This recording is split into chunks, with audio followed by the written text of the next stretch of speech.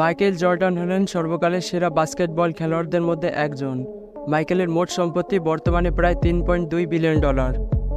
তবে তার প্রাসাদগুলির সৌন্দর্য সবার দৃষ্টি আকর্ষণ করে। তো চলুন দেখে নেওয়া যাক। মাইকেল জর্ডানের শিকাগো নিকটবর্তী হাইল্যান্ড পার্কে একটা বিশাল প্রাসাদ রয়েছে, যেটি এখনও বিক্রির বাজারে। $2 মিলিয়ন কেনা 7 একর জমির ওপর নির্মিত 32,700 বর্গফুটের এই প্রাসাদটি 1991 সালে নির্মাণ কার্য শুরু হয় এবং 1995 সালে সম্পন্ন হয়। এটি মাইকেলের প্রথম NBA চ্যাম্পিয়নশিপ জয়ের পরে নির্মাণ শুরু হয়েছিল। 2012 সালে $29 মিলিয়ন বিক্রির তালিকাভুক্ত হয়। প্রাসাদটি এখনও ক্রেতার সন্ধানেই রয়েছে, যদিও এর মূল্য বর্তমানে $29 মিলিয়ন থেকে প্রায় $15 মিলিয়ন দাঁড়িয়েছে।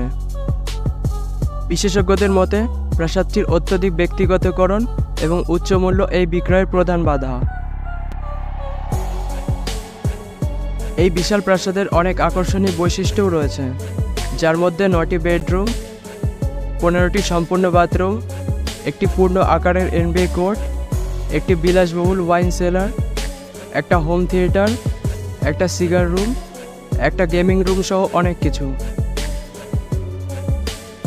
প্রাসাদের বাইরের অংশে একটা বৃত্তাকার ইনফিনিটি পুল, একটা টেনিস কোর্ট, একটা পুকুর এবং 14টি গাড়ির ধারণক্ষম একটা গ্যারেজও রয়েছে।